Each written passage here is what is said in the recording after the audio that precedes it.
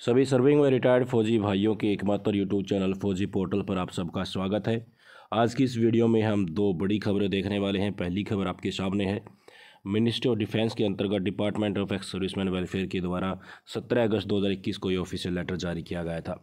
भारतीय सेनाओं के तीनों विभागों को, तीनों अंगों को ये लेटर फॉरवर्ड कर दिया है और इसका उद्देश्य आपको यहाँ से दिखाई दे रहा होगा कि ECHS बेनिफिशियरी जितने भी हैं उनको जो भी प्रिस्क्रिप्शन दिया गया है ऑथोराइज्ड डॉक्टर के द्वारा, वो भी मैं बताऊंगा किस किस ऑथोराइज्ड डॉक्टर की लिस्ट में कौन कौन है, तो उनकी मेडिसिन्स जो उनको कलेक्ट करनी होती हैं रेगुलर बेसिस पे वो मार्केट से कलेक्ट कर सकते हैं और उनका रीइंबर्समेंट किया जाएगा। कब तक? 31 अक्टूबर 2021 तक। अगर वो मार्केट से मेडिसिन खरीदते हैं तो जितना कॉस्ट उनका होगा वो प्रिस्क्रिप्शन में जो होगा उसी के अकॉर्डिंग उनका रीइंबर्समेंट किया जाएगा।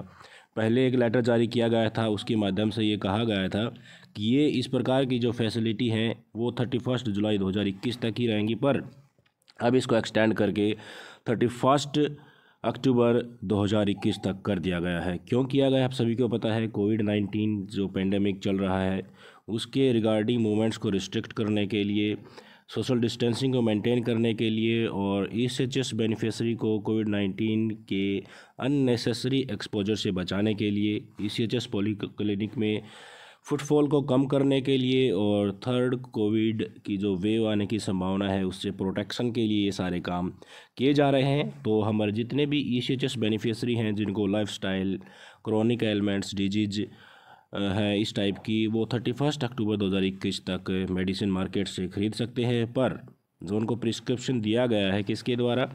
ECHS पॉलीक्लिनिक्स के डॉक्टर द्वारा, सर्विस हॉस्पिटल के डॉक्टर द्वारा, इम्पेनल्ड हॉस्पिटल के डॉक्टर द्वारा या सेहत OPD के द्वारा जो उनको प्रिस्क्रिप्शन दिया गया है, तो उस प्रिस्क्रिप्शन में जो मेडिसिन लिखी गई है उन्हीं का रिइंबर्समेंट उनको किया जाएगा अगर वो मार्केट से इन्हें खरीदते हैं। तो ये क्लैरिफाई कर दिया है कि ECHS पॉलीक्लिनिक्स भी फंक्शनल हैं और बेनिफिशियरी अगर चाहते हैं तो वहाँ से भी अपनी मेडिसिन कलेक्ट कर सकते हैं, पर सोशल डिस्टेंसिंग मेंटेन करने के लिए, कोविड के एक्सपोजर से रोकने के लिए, फुटबॉल को मिनिमम करना ECHS बेनिफिशरीज ये सजेशन दिया गया है। वन टाइम सैंक्शन अब दे दिया गया है। पहले ये 21 जुलाई 2020 तक था, अब इसको 31 अक्टूबर 2021 तक कर दिया गया है। पहले ये 31 जुलाई 2021 तक था दोस्तों, इसको एक्सटेंड कर दिया गया है। मिनिस्ट्री ऑफ फाइनेंस का इसमें कंकरेंस भी है, आप देख सकते हैं। ऑफिशियल लेटर साइन भी किया गया है। दूसरी बड़ी खबर की तरफ आपको लेके चलते हैं। अगली बड़ी खबर देख सकते हैं दोस्तों आप यहाँ से, हमारे सभी पेंशनर्स से जुड़ी हुई है। आप सभी को पता है कि 18 महीने का जो एरियर था हमारे ना तो केंद्रीय कर्मचारियों को दिया गया और ना ही हमारे पेंशनर्स को दिया गया। तो कर्मचारी जो सर्विंग है, जैसे कि डिफेंस फोर्सेज में है, जो सर्विंग हमारे सैनिक भाई हैं, वो तो धरना दे नहीं सकते, ना ही वो हड़ताल कर सकते हैं। तो इसके रिगार्डिंग अब पेंशनर्स ने इसका जिम्मा उठा लिया है। 7 सितंबर को धरना देंगे। आप सभी को पता है आज 5 सितंबर है और मुजफ्फरनगर में किसानों की एक विशाल महापंचायत हो रही है। सरकार के द्वारा जो भी कारनामे किए जा रहे हैं उनके अगेंस्ट में अपनी बात मनवाने के लिए किसान भी लड़े हुए हैं। और इस बीच अब हमारे पेंशनर्स ने भी ये डिसाइड कर लिया है कि वे भी 7 सितंबर को धरना देंगे और अपनी जितने भी पेंडिंग मांगे हैं उनको मनवाने के लिए सरकार को झुकाने का प्रयास करेंगे। कौन कौन सी मुख्य मांगे हैं जिनको लेकर ये हुजूम चला है? अब तक तो मैं बता दूं आपको, कई पेंशनर्स संगठन थे, वे एक मंच पे इकट्ठा होते थे, उसके बाद अपना कोई प्रोग्राम लॉन्च करते थे। पर अब एक मात्र एसोसिएशन बना दिया गया है जो सारे पेंशनर एसोसिएशंस के हेड के रूप में काम करेगा, जिसका नाम है national coordination committee of pensioners association.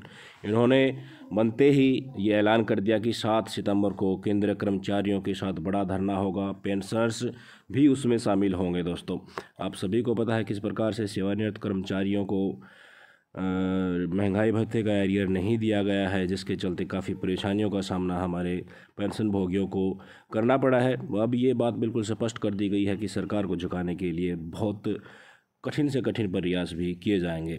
2 मुख्य मुद्दे हैं जिसको लेकर महंगाई भत्ते के एरियर के अलावा सरकार को झुकाने का प्रयास किया जाएगा। आपको पता है हमारे भूतपूर्व सैनिकों को जो एडिशनल पेंशन मिलता है वो 80+ एज होने के बाद ही मिलता है। पर आप सभी को पता है अभी आज के सिनेरियो में एवरेज एज जो है 60 तक ही रह गई है। 80 प्लस 90 प्लस यहाँ तक बहुत कम हमारे पेंशन भोगी या कोई भी सामान्य बुजुर्ग पहुँच पाता है।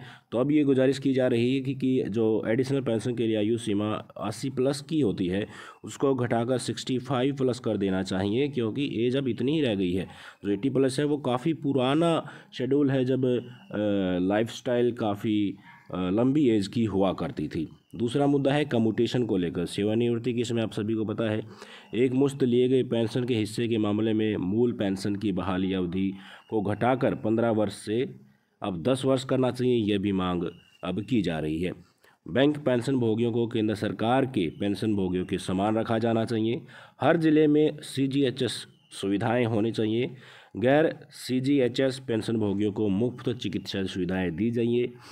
पेंशन भोगियों को जो 18 महीने से रुकी हुई महंगाई भत्ता का एरियर है वो तुरंत जारी कर देना चाहिए। इस डिमांड को लेकर, इन तमाम डिमांड को लेकर लगातार एक मुश्त 7 सितंबर को हमारे कर्मचारी भी उस रिपोर्ट पर, सिविल कर्मचारी मौजूद रहेंगे और पेंशनर्स और भूतपूर्व सैनिक भी उनका साथ देने वाले हैं, ताकि हमारी कम्युनिटी की जो पेंडिंग मांगे हैं उनको मनवाया जा सके। तमाम बड़ी खबरें आपको कैसे लगी कमेंट करके ज़रूर बताइएगा। और इस हुजूम में, इस हड़ताल में, इस अधिकारों के हक़ की लड़ाई में आप शामिल होने वाले हैं या नहीं होने वाले, इसके रिगार्डिंग भी अपना कमेंट्स आप ज़रूर बताइएगा। आपको मैं जाते जाते बता दूं कि NCPO का जो कैंप कार्यालय है वो दिल्ली में होगा दोस्तों। और कैसी लगी जानकारी आपको कमेंट करके ज़रूर बताइएगा। फिर मिलते हैं ऐसी रोचक खबर के साथ, तब तक के लिए जय हिंद, वंदे मातरम।